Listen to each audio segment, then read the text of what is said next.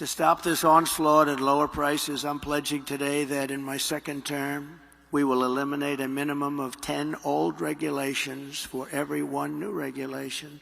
We'll be able to do that quite easily, actually. And instead of attacking industries of the future, we will embrace them, including making America the world capital for crypto and Bitcoin.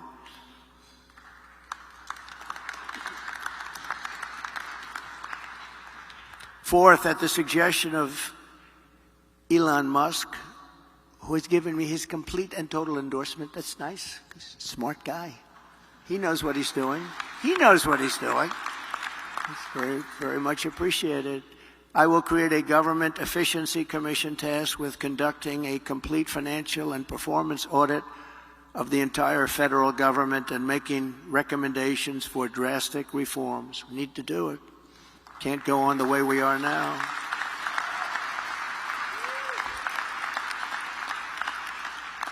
And Elon, because he's not very busy, has agreed to head that task force. Be interesting. If he has the time, that'd be a good one to do it. But he's agreed to do it. In 2022, fraud and improper payments alone cost taxpayers an estimated hundreds of billions of dollars.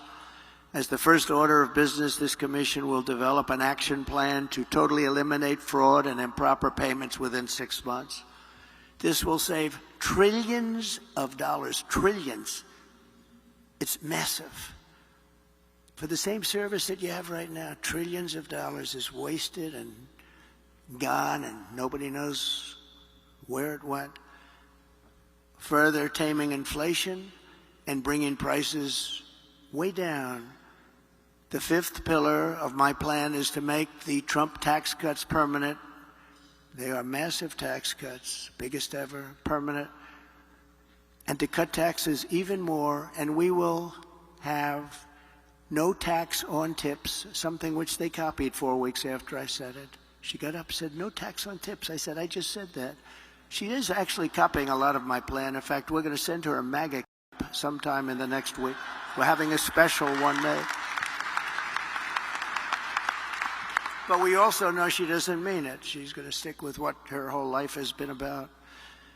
And also, no tax on Social Security benefits. People on Social Security have been wiped out by inflation, and now on top of it, we tax their benefits. We're not going to tax their benefits.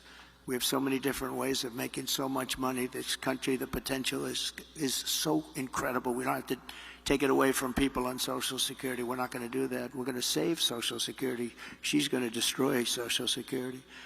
Under the Trump administration, we proved that targeted tax cuts do not increase the deficit. They reduce the deficit by growing the economy and raising revenue. After we gave the massive tax cuts, we took in the following year with a much lower rate, billions and billions of dollars more than we did the previous year with a high rate. Think of that. So with a much lower rate, we took in more money because people were incentivized.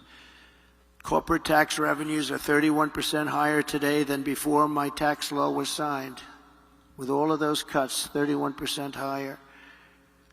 To further support the revival of American manufacturing, my plan calls for expanded R&D tax credits, 100% bonus depreciation, expensing for new manufacturing investments, and a reduction in the corporate tax rate from 21% to 15% solely for companies that make their product in America.